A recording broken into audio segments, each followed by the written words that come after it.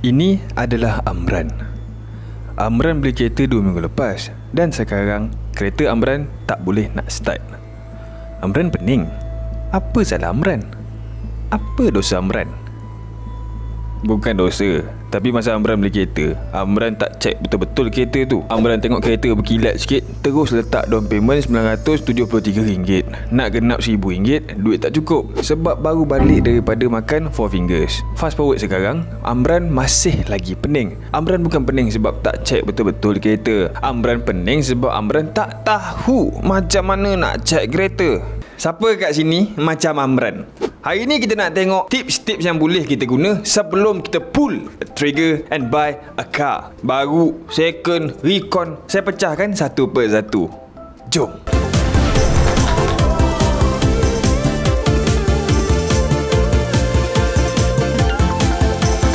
Amran ni macam yang kita tahu, dia ni bongok sikit. Tapi yang dia pandai, dia tahu yang awet suka kereta yang berbau wangi. Oleh itu, Amran guna Aerilavia Air Freshener. Dengan wangian yang sangat harum dan lembut, Aerilavia Air Freshener sesuai untuk digunakan sepanjang masa on demand. Just terbalikkan sekejap and you good to go. Dengan 4 pilihan bau premium, Aerilavia Air Freshener adalah top 5 perfume paling popular di Shopee. Bab-bab ni jadilah macam Amran. Dapatkan sekarang, sementara voucher masih ada. Amran pandai. Bila kita nak beli kereta brand new, yang kita kena tengok tu berbeza daripada kereta second dan juga recon. Tahun 2019, ada 552 kes yang berlaku berkenaan scam kereta dengan anggaran kerugian sampai 3.2 juta ringgit. Tu baru setahun gila. Untuk kereta baru, bila kita dah confirm nak beli kereta, make sure yang kita pilih salesman yang betul. Daripada salesman ni lah kita akan effect sama ada jual beli kita tu trusted ataupun tidak, interest rate yang berpatutan ataupun tidak, dapat dealership yang baik ataupun tidak, and akan mempengaruhi waiting list. Korang survey lah dekat mudah ke, FB Marketplace ke, walk-in terus ke, ikutlah selera korang. Tapi daripada pengalaman saya assessment kereta yang betul-betul nak jual kereta, dia tak akan menyorok daripada tunjuk kat orang pasal social life masing-masing. Nak jadi salesman kereta, mana boleh malu-malu. Macam mana nak jual kereta? Kenalan salesman saya yang lain, dalam 15 orang tu, seorang tu masuk lewat 6 bulan daripada saya. Dekat IG gambar kopi satu, dekat Facebook gambar kereta sendiri. Tu je lah. 2 bulan lepas tu dia dah hilang.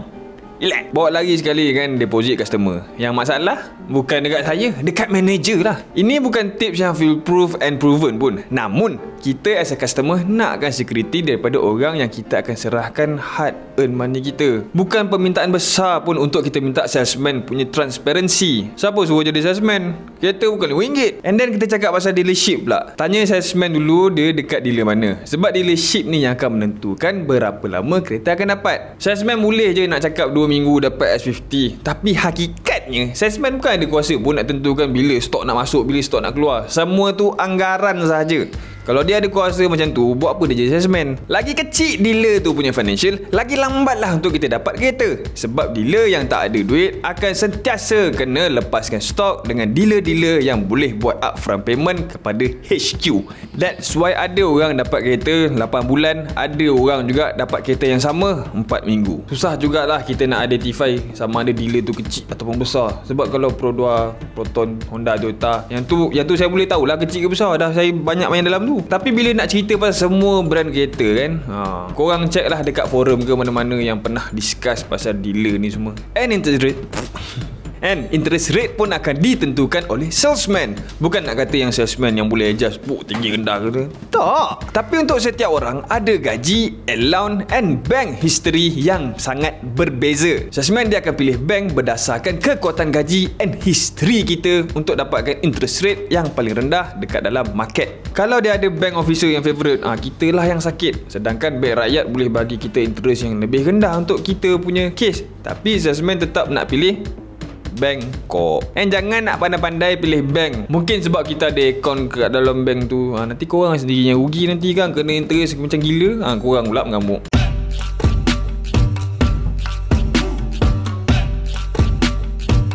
Untuk used car and recon, Dua title berbeza, still lagi kereta yang pernah digunakan. Saya pernah cover pasal cara untuk check kereta untuk tahu sama ada sesuai ataupun tidak kereta tu untuk dibeli. Ada tips pasal scan tool lah apa semua. And now saya nak tambah lagi. Dekat belah passenger, buka glove box sampai habis and perhati dekat steel bar yang ada dekat belakang glove box area tu. After beberapa bulan keluar kereta, besi dekat bahagian ni dia akan berkarat sedikit sebab ada bahagian dekat dalam kereta yang user tak boleh nak access. Jadi car maker dia tak nampak pun kepentingan untuk treat besi ni and dibiarkan expose macam tu. Bila karat dia tak banyak, say 20% macam tu, untuk kereta umur tahun macam ni, bermakna kereta ni tak pernah masuk banjir. And kalau besi ni nampak terlalu berkarat, untuk umur dia macam tak kena tu, bermakna ada air yang pernah tenggelam dekat level besi ni dan ke atas. Maknanya kereta ni pernah termasuk banjir. Tak bermakna semua kereta banjir kita kena avoid. Once kita sure yang kereta ni pernah masuk banjir, just check saja dekat mana kereta tu dibaiki after banjir. Kalau owner asal dia tunjuk resit tu baiki daripada official service center, korang boleh buanglah masalah banjir daripada checklist korang. Sebab itu kereta yang dibaiki dengan baik. Kalau pemain luar, elakkanlah. Bercakap pasal accident, kalau kereta pernah accident and accident tu menggerakkan chassis, kita boleh tengok kalau benda tu berlaku. Pergi dekat tayar sebelah dulu, kira berapa jari yang boleh muat dekat bahagian tayar and bumper dekat bahagian tengah tu. Dah tahu berapa? Pergi dekat sebelah lagi and tengok berapa jari boleh muat dekat sebelah lagi punya bahagian. Sama? Kalau sama, okey. Kalau sebelah lebih daripada 4 jari, sebelah lagi 2 sahaja jari, ketahuilah yang chassis kereta sudah bergerak menyengit. Jangan beli kereta tu. Benda yang samalah korang boleh apply dekat tayar bahagian belakang. And of course, bila sembang Yuska dengan Zakirin, scan tool, scan tool, scan tool. Dah tak perlu dah pun untuk kita spend sampai beribu untuk dapatkan scan tool yang baik. Bajet 50 ke 100 macam tu pun dah boleh elakkan kita daripada buat kesalahan berharga RM4,500. Orang dulu cakap yang Tuhan pun tak boleh nak menenggelamkan Titanic. Lusa lepas tu tenggelam. Ada kalanya lagi elok untuk kita percaya mesin daripada percaya orang. Bila ada scan tool, masalah yang kita tak tahu wujud secara lahiriah boleh kita nampak daripada fault code. Check scan tool. Check juga dekat bahagian bawah kereta sama ada leaking-leaking yang tak sepatutnya ada. Just tengok saja, takut ada minyak leaking kat bawah tu, itu normal lah. And specific to recon car pula, bukan setiap nama dekat depan kedai tu boleh dipercayai. Ada satu cara yang paling selamat, and that is check sama ada dealership yang bagi kita verifier harga RM20,000 tu adalah AP holder ataupun tidak, berdaftar dengan berkemah ke ataupun tidak. Kereta recon ada grade yang boleh kita check dekat Scroot. Grade 4 elok, grade 3 elok, grade R pernah accident, RB lagi teruk. And semenjak ni saya makin banyak dengar komplain yang kata grade 4 pun asyik rosak, pernah nampak accident, electronic failure. Grade ni untuk kita tengok pada tahap manakah kereta tu sebelum kita beli, elok ke tidak, accident ke tidak. Tapi scan tool and check jari adalah yang lebih trusted and lagi kita boleh pakai sebab dia approach yang lagi direct. Straight away kita boleh tahu rosak ni, rosak.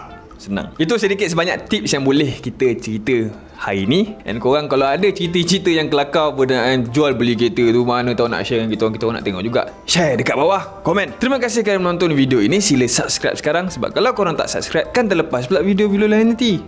Beli Air Lavia Air Freshener untuk dapatkan pengalaman memandu yang lebih baik. Jumpa lagi lepas ni. Bye.